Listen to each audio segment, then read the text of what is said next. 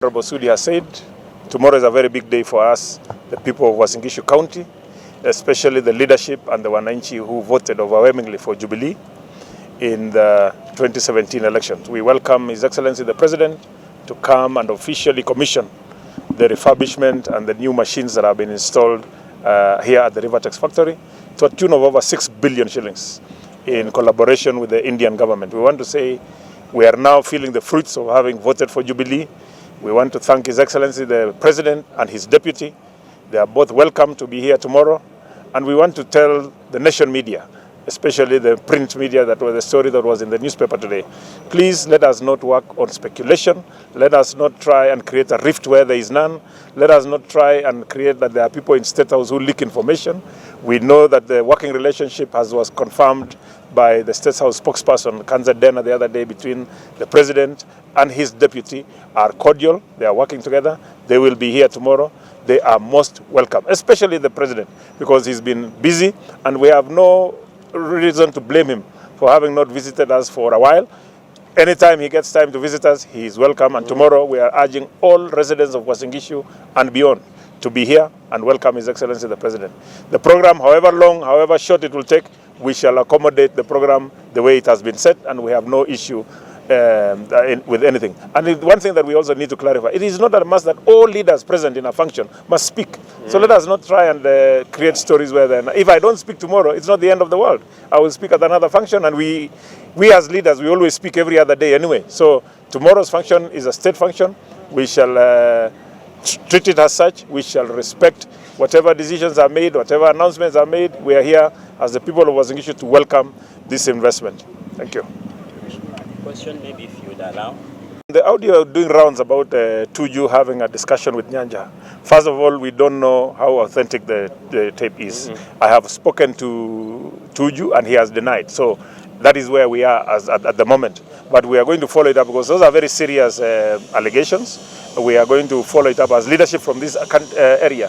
You know, the peace that we enjoy in this area is as a result of His Excellency the President and the Deputy President coming together.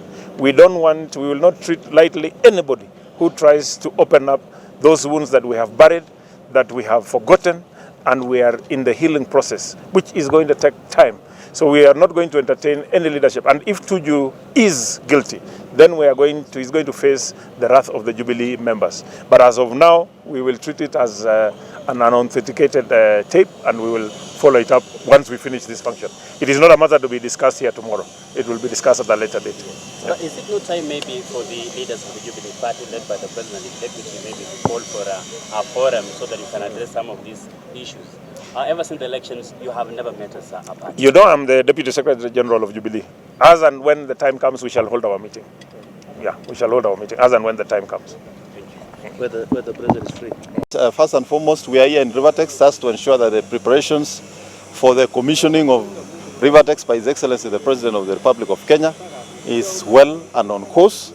And I first want to use this opportunity to welcome the people of this county and the neighboring counties who are also involved in this sector of textile on the official opening of Rivatex. As we are all aware, Rivatex was one of the factories that was very vibrant in this town in the 80s and in the early 90s. But because of issues around the economy, the factory collapsed, and now it has been revived. One of the things that I want to say is that this factory is going to create more than 4,000 jobs, direct employment, once the full expansion process is completed. And I want to thank the national government and thank the President for allocating resources for expansion of Rivatex to the tune of almost 4 billion Kenya shillings. Kando na factory na zile kazi zitapatikana direct, wale wakulima wa pamba ambao walikuwa wameacha ukuzaji wa pamba, ambayo soko ya pamba ilikuwa imekuwa ngumu sana, na pamba yetu tulikuwa tunaenda kuuza kule Tanzania, sasa watapata nafasi na mahali ya kuuzia pamba, which shall be a guaranteed market. We also know that the counties that will benefit from this factory is not only Uasin Gishu County. More than 10 counties in this country are a direct beneficiary through cotton growing and establishment of ginnery. So employment will not just be created in the factory in Rivatex. The ginneries that are going to be created in the cotton growing areas is also going to have a multiplier effect in terms of those who are going to be employed. But the most important thing And we all know agriculture is the only sector that can employ as many people as possible. In fact, it is a leading sector in terms of employment creation. The jobs that are going to be created by cotton growing, ginneries, cotton harvesting, sorting, will be so enormous so that the multiply effect of the 4,000 we are seeing in the factory could be going to 20,000 when you work backwards to the farms. And we therefore want to thank the government and say government must now sustain this momentum.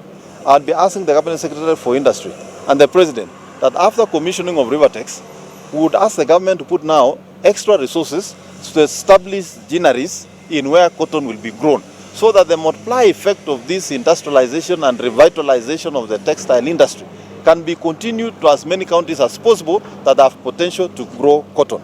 I therefore don't want to really say much, but I want to use this opportunity to welcome Kenyans and everybody for the official commissioning of Rivatex by His Excellency the President tomorrow. We as a county, we are very excited that this is one of the things that is also going to make this town very vibrant and return Eldoret to the days when it was vibrant. For those who have lived here in those days, they know. Although sometimes people say, you know, boda ilianzia Kakamega, Bungoma, Kitale. Hapana, labda ilianza huko. But the truth of the matter is, in the 80s, this town had more than 5,000 bikes. Those people who used to work in this Rivatex you see here were more than 3,500.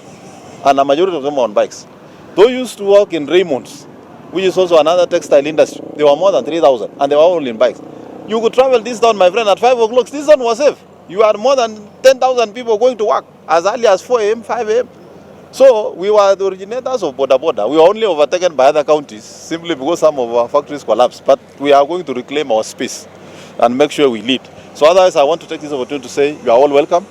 And also say that the reports, some of the reports you are seeing in some of the media is just some illusions of some, I would say, a writer of fiction.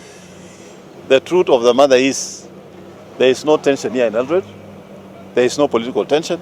There is no tension whatsoever. What we are doing is we are looking forward to this factory being commissioned.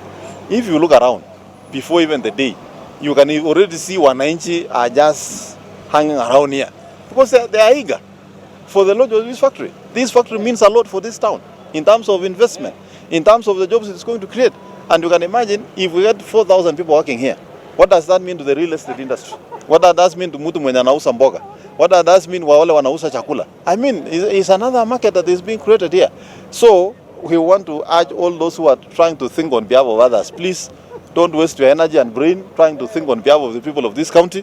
We are on our right thinking minds. We know what is happening in the county and we know what we expect. And I therefore want to ask any Kenyan who is serious not to take what is in this media seriously. No wonder sometimes unasikia wanasiasa ama viongozi wanasema hii gazeti inaonekana kazi yake in the future going forward ni kufunga nyama. Asanteni sana.